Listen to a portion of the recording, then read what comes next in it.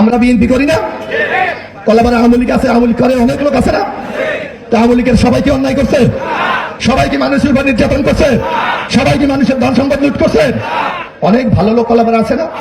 আমি যদি আওয়ামী লীগ বিএনপি করে 15 বছর কলাপাড়া থাকতে পারি, তো ওনাদেরও রাইট আছে না কলাপাড়া থাকার জন্য?